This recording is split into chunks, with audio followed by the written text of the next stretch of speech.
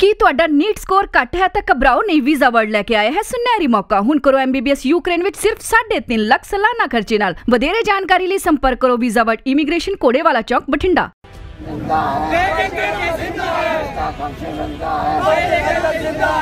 बीते दिन ही फिरोजपुर विच अपने साथी दी भेत भरे हालातां च होई मौत तो भड़के कश्मीरियां वल्लों नारेबाजी करदियां फिरोजपुर शहर दे अग्रसैन चौक विच धरना लगा के रोस प्रदर्शन किया गया।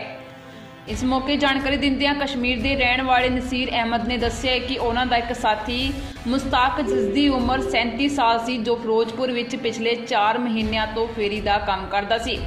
बीते दिन ही ओह काम ते गया पर वापस नहीं आया, जिस दी सूचना पुलिस नूं दित्ती गई। उन्होंने दस्सिया कि साथी मुस्तैक दी लाश पिंड अटारी दे नज़दीक मिली है। प्रदर्शन करदियां कश्मीरियां ने इंसाफ दी मांग की है। इस दे नाल ही उन्हां दे मन विच डर पैदा हो गया है। उन्हां वल्लों यह शंका जताई जा रही है कि उन्हां दे साथी दा कतल किया गया क्योंकि लाश नूं बोरी विच पा के सुट्टिया गया सी। जी सर, ये प्रोटेस्टन उस वजह से है कि हमारे एक बंदे को बेदर्दी से कत्ल कर दिया गया है। सर हम कश्मीर से आए हैं, जम्मू कश्मीर से आए हैं, यहाँ पे शॉल बिजनेस करते हैं। वो बंदा पिछले 10-15 सालों से यहाँ आ रहा है। हमारी एक रूटीन है, हम सीज़न में आके नवंबर में आके यहाँ पे अपने इन भाइयों को, जिनके पास जो गरीब लोग होते हैं उनके पास पैसे वक्त पे नहीं होते, तो हम उनको उधार दे के जाते हैं। 10-10 हज़ार 5-5 हज़ार का वो शाल उधार दे के जाते हैं। हम उनसे कहते हैं कि 3 महीने बाद हमारे पैसे आप वापस कर देना, जब हम घर जाने के टाइम में आपसे पैसे ले लेंगे। तो यही उधार लेने का अभी सिलसिला ख़त्म हो गया। अब हम पैसे इकट्ठे कर रहे हैं। पैसे जमा करने के लिए सवेरा बंदा 8 बजे मुश्ताक अहमद मेर सवेरे 8 बजे निकला क्वार्टर से, तो 12 बजे के करीब उसे ठेकेदार ने फ़ोन करके बताया कि मैंने आपके लिए खाना पकाया, आप आ जाओ। उसने कहा कि मुझे थोड़ा टाइम लगेगा, मैं थोड़ा देर से आ रहा हूँ, कोई बात नहीं आप खाना खा लो। जब 4 बजे जब हमने फिर से फ़ोन लगाया तो फ़ोन स्विच ऑफ आ रहा था, कोई भी पता नहीं चल रहा। हमें पता था कि 4-5 बजे हम लोग घर पहुँच जाते हैं, क्वार्टर पे पहुँच जाते हैं, लेकिन जब 5 बज गए नहीं आया, 6 बजे तो नहीं आया। जब हमने देखा कि 6 बजे तक बंदा नहीं आया तो हम उसे ढूंढने के लिए पिंडों में गए, बहुत सारी जगह को ढूंढा लेकिन कहीं नहीं मिला। जब हमें तसल्ली हो गई, ढूंढते ढूंढते थक गए, तो हम सीधा सदर थाने में रिपोर्ट लिखाने के लिए गए। वहाँ पे रिपोर्ट लिखाया। रात भर हम जागे रहे, भूखे रहे, प्यासे रहे कि कहीं ना से कहीं हमें इंफॉर्मेशन मिलेगी, कहीं ना कहीं उसका पता मिल जाएगा। तो जब सवेरे हम फिर से 5 बजे उठे, 5 बजे फिर से उसे ढूंढने के लिए पेंडू में निकले, तो 9 बजे करीबन 9:30 के करीब वहाँ में फ़ोन आया पुलिस की तरफ से कि किसी बंदे की लाश बहादुर सिंह वाला गुरुद्वारे के कोल पड़ी हुई है। जब हमने वहाँ पे गए तो हमने देखा उसे एक बोरी में बांध कर वहाँ पे एक खेत में फेंक दिया गया था। ना उसके पास पर्स था, ना कुछ पैसे थे। जो उसका कार्ड, आइडेंटिटी प्रूफ, साइकिल वगैरह जो भी उसका था वो सारे लेकर उसे मार दिया गया। लेकिन पता लगा किस तरह? नहीं सर, अभी कोई, बस हमें वही चाहते हैं कि हमें जल्द से जल्द कातिल का पता लगना चाहिए, हमें इंसाफ चाहिए। हम इसे इसलिए प्रोटेस्ट कर रहे हैं कि कातिल को जल्द से जल्द पेश किया जाए। ताकि कोई बातचीत हुई?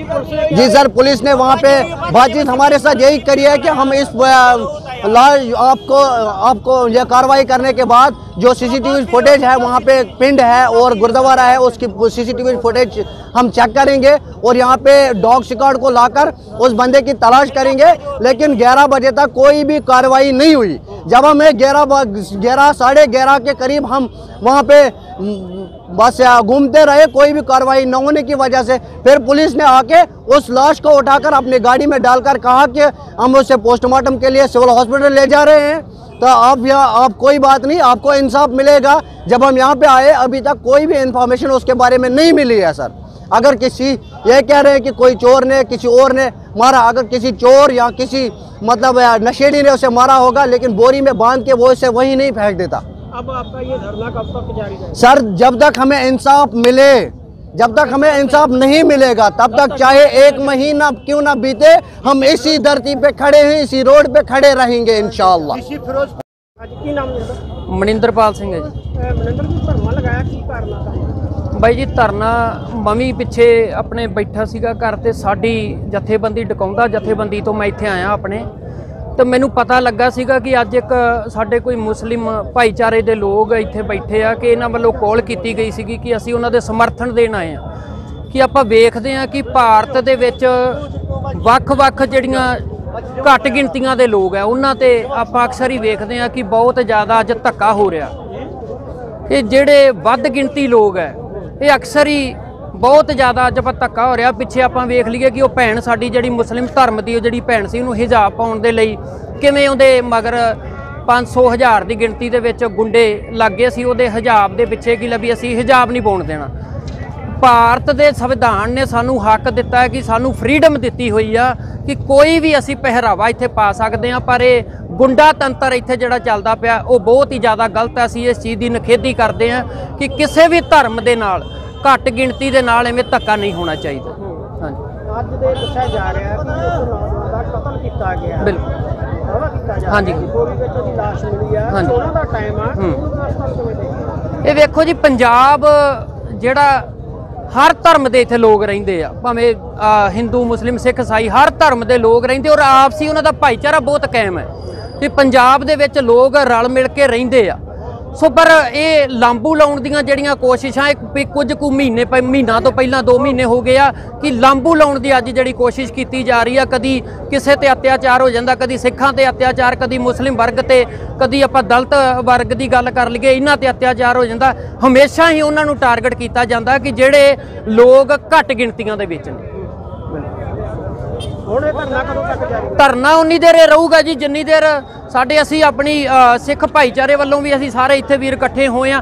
ਧਰਨਾ ਉਨੀ ਦੇਰ ਨਹੀਂ ਚੱਕਿਆ ਜਾਊਗਾ ਜਿੰਨੀ ਦੇਰ ਸਾਨੂੰ ਕੋਈ ਪੁਖਤਾ ਕੋਈ ਲਵੀ ਸਬੂਤ ਨਾ ਹੋਵੇ ਕਿ ਸਾਨੂੰ ਪ੍ਰਸ਼ਾਸਨ ਵੱਲੋਂ ਕੋਈ ਪੱਕਾ ਇਨਸਾਫ ਜਿੰਨੀ ਦੇਰ ਨਹੀਂ ਹੁੰਦਾ ਉਨੀ ਦੇਰ ਧਰਨਾ ਨਹੀਂ ਚੱਕਿਆ ਜਾਏਗਾ। ਕੋਈ ਪ੍ਰਸ਼ਾਸਨ ਨਾਲ ਗੱਲਬਾਤ ਹੋਈ ਹੈ? ਨਹੀਂ, ਹੱਲੇ ਤੱਕ ਕੋਈ ਪੁਖਤਾ ਕੋਈ ਅਫਸਰ ਦੇ ਨਾਲ ਕੋਈ ਗੱਲ ਨਹੀਂ ਹੋਈ। ਹੁਣ ਇੱਥੇ ਪਹੁੰਚੇ ਆ, ਇਸ ਤੋਂ ਬਾਅਦ ਵੇਖਦੇ ਆ ਕੋਈ ਡਿਪਟੀ ਸਾਹਿਬ ਆਉਂਦੇ ਜਾਂ ਐਸਐਸਪੀ ਕੋਈ ਆਉਂਦਾ ਕਿ ਉਹਨਾਂ ਦੇ ਨਾਲ ਗੱਲਬਾਤ ਕਰਕੇ ਵੇਖਦੇ ਆ ਕਿ ਕੀ ਮਸਲਾ ਹੁੰਦਾ। ਕੋਈ ਵੀ ਬੰਦਾ ਇੱਥੇ ਆਪਾਂ ਕੋਈ ਉਹਨਾਂ ਨੇ ਜ਼ਰੂਰੀ ਨਹੀਂ ਸਮਝਿਆ ਕਿ ਬਹੁਤ ਦੇਰ ਤੇ ਜਨਤਾ ਵੀ ਆਪਾਂ ਵੇਖਦੇ ਕਿ ਕਿਵੇਂ ਪਰੇਸ਼ਾਨ ਹੁੰਦੀ ਪਈ ਆ, ਪਰ ਇਹ ਮਜਬੂਰੀ ਵਸ ਆਪਾਂ ਇਹ ਧਰਨਾ ਜਿਹੜਾ ਵੀ ਲਾਇਆ ਮਜਬੂਰੀ ਵਸ ਆ ਕੇ ਲਾਇਆ ਕਿ ਕੋਈ ਵੀ ਪ੍ਰਸ਼ਾਸਕ ਅਧਿਕਾਰੀ ਇੱਥੇ ਆਉਣ ਦੀ ਉਹਨੇ ਸਮਝਿਆ ਨਹੀਂਗਾ ਕਿ ਵੋਟਾਂ ਦੇ ਵਿੱਚ ਆਪਾਂ ਵੇਖਦੇ ਕਿ ਵੱਖ-ਵੱਖ ਪਾਰਟੀਆਂ ਦੇ ਲੋਕ ਵੋਟਾਂ ਮੰਗਣ ਦੇ ਲਈ ਤੁਰੇ ਫਿਰਦੇ ਆ, ਪਰ ਇਹਨਾਂ ਵੀਰਾਂ ਦੀ ਸਾਰ ਲੈਣ ਦੇ ਲਈ ਇੱਥੇ ਕੋਈ ਪਹੁੰਚਿਆ ਨਹੀਂ।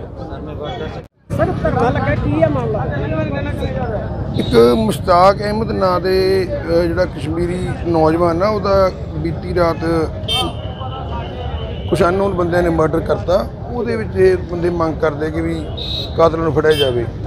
ਅਸੀਂ ਇਹਨਾਂ ਨੂੰ ਵਿਸ਼ਵਾਸ ਦਿਵਾਇਆ ਵਾ ਕਿ ਵੀ ਬੇਸ਼ੱਕ ਅਨਨੋਨ ਬੰਦੇ ਨੇ ਪਤਾ ਨਹੀਂ ਹੈਗਾ, ਅਸੀਂ ਇਹਨਾਂ ਨੂੰ ਮਦਈ ਪਾਰਟੀ ਨੂੰ ਵੀ ਵਿਸ਼ਵਾਸ ਦਿਵਾਇਆ ਕਿ ਬਹੁਤ ਜਲਦ ਅਸੀਂ ਜਿਹੜੇ ਅਸਲ ਦੋਸ਼ੀ ਨੇ ਉਹਨੂੰ ਫੜ ਲਿਆ ਜਾਊਗਾ। 302 ਤਹਿਤ FIR ਦਰਜ ਕਰਤੀ ਗਈ ਆ। ਇਹ ਫਿਲਹਾਲ ਅਸੀਂ ਪੋਸਟਮਾਰਟਮ ਕਰਾ ਰਹੇ ਹਾਂ। ਸਾਨੂੰ ਵਿਸ਼ਵਾਸ ਵੀ ਆਸ ਵੀ ਹੈ ਕਿ ਬਹੁਤ ਜਲਦ ਹੀ ਮੁਲਜ਼ਮਾਂ ਤੱਕ ਪਹੁੰਚ ਜਾਵਾਂਗੇ।